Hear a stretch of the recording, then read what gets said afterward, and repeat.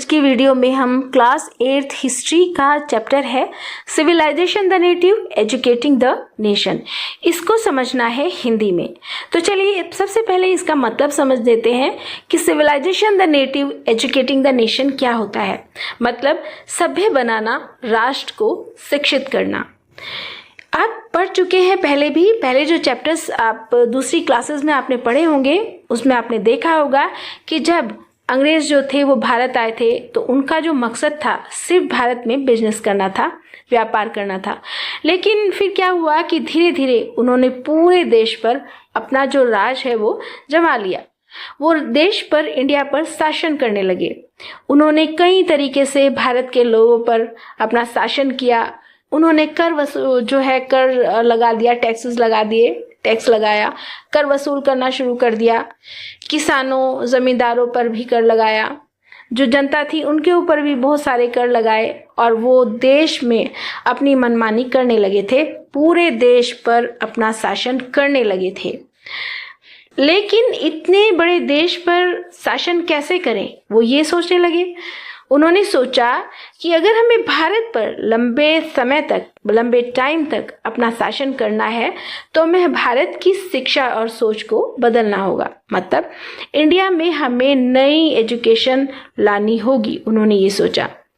यानी भारतीयों को अपनी तरह उन्होंने सिविलाइज्ड करना शुरू कर दिया था। फिर तो कुछ ऐसे पॉइंट्स हैं जिससे हम समझेंगे कि आखिर क्या क्या हुआ था उस वक्त, उस टाइम। नंबर 1 देख लीजिए, ओरिएंटलिज्म। उन्होंने ओरिएंटलिज्म की शुरुआत की थी। शुरू में कुछ अंग्रेज विद्वान मानते थे कि भारत की पुरानी किताबें और भाषाएं बहुत कीमती हैं। जब स्टार्टिंग का टाइम था तब ऐसा था।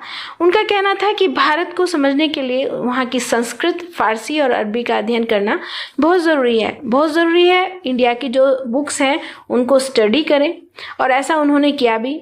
इसी सोच को ओरिएंटलिज्म कहा जाता है। जैसे कुछ एग्जाम्पल्स हैं कि विलियम जोन्स जो थे वो एक अंग्रेज थे, एक अंग्रेज न्यायाधीश थे, वो जज थे। वो 1784 में एशियाटिक सोसाइटी उन्होंने बनाई थी। उन्होंने संस्कृत सीखी, महाभारत, मनुस्मृति और कालिदास की रचनाएं उन्होंने इन सबको इंग्लिश में ट्रांसलेट किया था। उनका मानना ये था कि भारत को जानने के लिए उसकी संस्कृति को जानना और समझना बहुत ज़रूरी है, यहाँ के कल्चर को समझना बहुत ज़रूरी है। दूसरा पॉइंट हम इस चैप्टर में से ले लेते हैं कि दूसरा पॉइंट है एंग्लिस्टिक की सोच। ठीक है, वो क्या है? लेकिन बाद में कुछ अंग्रेज अफसरों को ये तरीका ठीक नहीं लगा। वे कहने लगे भारतीय जो शिक्षा है वो पुरानी और बेकार है, इसमें विज्ञान और आधुनिक ज्ञान भी होना चाहिए। उन्हें लग रहा था कि जो एजुकेशन इंडिया में चल रही है वो एक तरह से बेकार एजुकेशन है, जबकि ऐसा नहीं था। कुछ सुधार उन्होंने किए, कुछ अच्छाइयाँ भी थी उनके एजुकेशन में, वो लेकर आए। उन्होंने विज्ञान लेकर आए, आधुनिक जो न्यू टेक्नोलॉजी वो लेकर आए भारत में। भारत को सुधारना है तो उन्होंने अंग्रेज शिक्षा की को लेकर आए यहाँ पर। ये सारी चीज़ें, मैथ्स भी लेकर आए वो साथ में ही। नंबर 3 है मैकालेज मिनट्स। ठीक है, मैकालेज मिनट्स क्या था? ये 1835 में थॉमस मैकाले ने एक रिपोर्ट लिखी थी जिसे मैकालेज मिनट कहा जाता है। उन्होंने कहा था कि भारत की पुरानी शिक्षा बेकार है, अंग्रेजी शिक्षा ही भारत को आगे बढ़ा सकती है। वो ऐसे सोचते थे कि अगर इंडिया में इंग्लिश हो, अंग्रेजी शिक्षा हो, तभी भारत में तरक्की होगी, डेवलपमेंट होगा। तो उन्होंने इसीलिए भारत में अंग्रेजी को लाना बहुत ज़्यादा ज़रूरी समझा। भारत में ऐसे वर्ग तैयार करे जो खून और रंग से भारतीय हो और सोच और विचार से अंग्रेज हो। ठीक है, वो क्या चाहते थे कि भारत के लोग तो इंडियन हैं ही, वो अच्छे लोग हैं, वफादार हैं, लेकिन उनकी सोच अंग्रेजों जैसी होनी चाहिए। उनके आइडियाज़ बिल्कुल ब्रिटिशर्स जैसे होने चाहिए। यानी अंग्रेज भारत में ऐसे लोग बनाना चाहते थे जो उनकी मदद करे और उनकी तरह सोचें। नंबर 4 जो पॉइंट है यहाँ पर वो है शिक्षा का असली मकसद क्या था।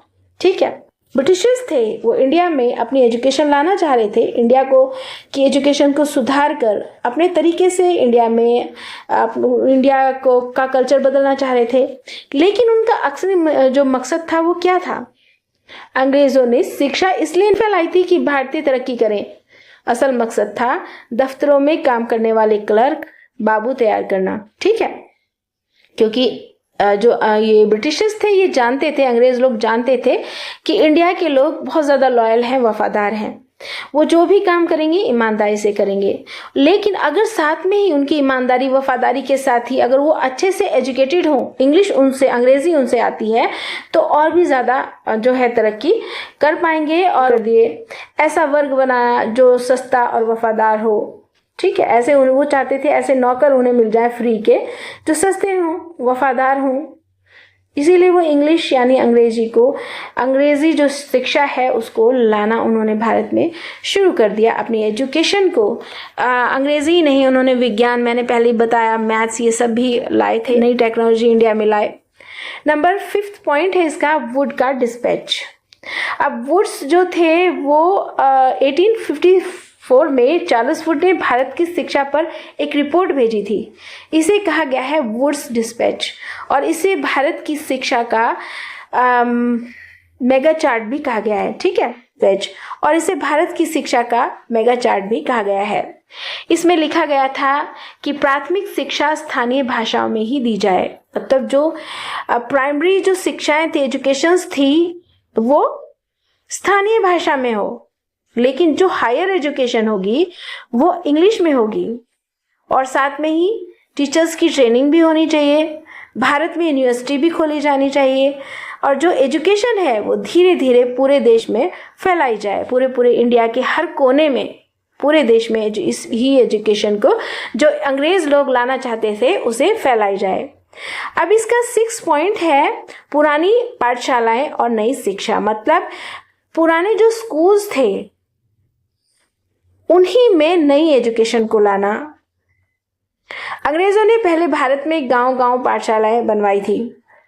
अब इसका जो 6 पॉइंट है वो है पुराने स्कूल और उनमें नई शिक्षा। ठीक है, वो क्या चाहते थे कि स्कूल तो पुराने हो, कोई बात नहीं, लेकिन उनकी जो एजुकेशन है, उनके अंदर जो सिलेबस अब नया वाला आया है उसको वो चलाएं, नई शिक्षा हो, नई बुक्स हो, सब कुछ नया हो।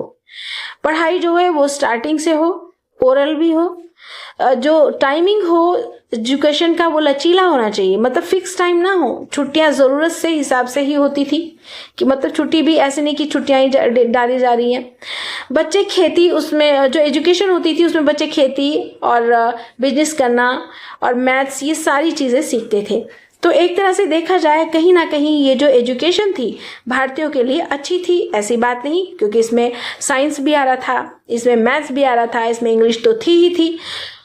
कुछ ऐसी चीजें थी जो कि सही नहीं थी और आज तक सही नहीं है, लेकिन बहुत सी चीजें ऐसी थी जो कि बहुत ज्यादा सही थी। लेकिन अंग्रेजों ने नई जो व्यवस्था लागू की थी उसमें तयशुदा कैलेंडर, रोजाना हाजिरी होनी चाहिए, एग्जाम्स होने चाहिए, सिलेबस फिक्स होना चाहिए, सिलेबस भी उसका होना चाहिए। इससे भारत की जो स्टार्टिंग की एजुकेशन थी वो बदल गई। इस तरह से अंग्रेजों ने, ब्रिटिशर्स ने भारत की एजुकेशन को बदल डाला, पूरी तरह से अपने हिसाब से बदल डाला। अब नंबर 7 पॉइंट इसका हम रखेंगे एजुकेशन एंड नेशनलिज्म, मतलब शिक्षा और राष्ट्रवाद। तो मकसद था कि शिक्षा से जो इंडियन थे वो उनके वफादार गुलाम बन जाएंगे, लेकिन उनका इसका उल्टा हुआ। अंग्रेज तो चाह रहे थे कि हम अपनी शिक्षा लाएंगे, हमारे हिसाब से सब कुछ होगा, अब तक कर ही रहे हैं, लेकिन जैसे ही वो अंग्रेज लोग इंडिया में अपनी एजुकेशन लाए, अपने तरीके की एजुकेशन लाए, उसका उल्टा हो गया। वो भारतीय को अपने वफादार नौकर बनाना चाह रहे थे। ठीक है, वो चाह रहे थे कि फ्री में कम सैलरी पर हम भारतीयों को रखेंगे, हमारा काम आसानी से होगा और वो वही करेंगे जो हम कहेंगे, एजुकेशन भी हम अपने हिसाब के लिए आए। फिर ऐसा हुआ नहीं था, उसका उल्टा हो गया। मतलब पढ़े लिखे भारतीयों ने आज़ादी, लोकतंत्र और समानता के विचार आगे बढ़ाए। जो भारतीय पढ़ गए थे उनमें आज़ादी की भावना जागी, उन्हें वो डेमोक्रेसी सीख गए, रहना है वो सीख गए। वो ठीक है, वो जान गए कि कोई भी ऊंच नीच का जो भेदभाव है वो खत्म हो जाना चाहिए। ठीक है, उन्होंने अंग्रेजों की नीतियों पर सवाल उठाने शुरू किए। ठीक है, कि ऐसा क्यों हो रहा है, वो गलत पॉलिसीज, गलत नीतियां इंडिया में लेकर आए हैं, उनके हिसाब से हम नहीं चल सकते। तो इसीलिए एजुकेशन भारतीयों के लिए बहुत ज्यादा जो है कारगर साबित हुई थी। यही पढ़ा लिखा जो वर्ग होता था वो आगे चलकर स्वतंत्र आंदोलन का नेता भी बना। ठीक है।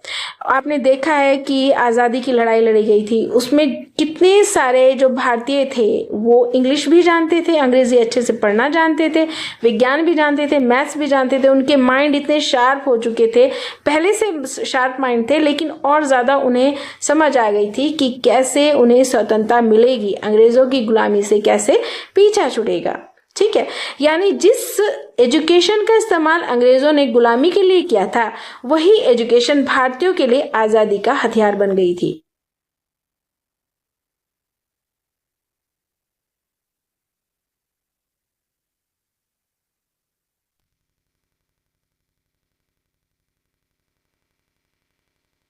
तो स्टूडेंट्स, इस चैप्टर से हमें ये सीखने को मिलता है कि जो एजुकेशन अंग्रेज लोग लाए थे वो किस लिए लाए थे, वो भारतीयों को अपने वफादार नौकर बनाने के लिए, ठीक है, ना कि इंडिया के तरक्की के लिए।